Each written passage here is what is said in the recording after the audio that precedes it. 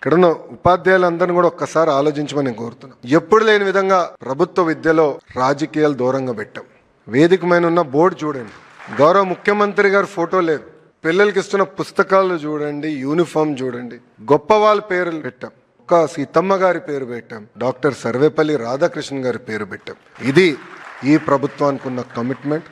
Sir, Kadapa జిల్లాలో collector గారి ఆధ్వర్యంలో సెంట్రలైజ్ కిచెన్ ఈ మిడ్ డే మీల్ కి మోడల్ ఒకటి ప్రారంభించాం సార్. రాబోయే రోజుల్లో అద్భుతమైన న్యూట్రిషియస్ ఫుడ్ ఏదైతే మీరు అందించాలని మాకు ఆదేశాలు జారీ చేశారో ఆ దిశగా ముందరికెళ్తున్నాం సార్. సార్, ఉపాధ్యాయులందరూ కూడా ట్రాన్స్పరెంట్ గా టీచర్ ట్రాన్స్ఫర్ యాక్ట్ తీసుకొచ్చాం sir. First time seniority list fix చేశాం.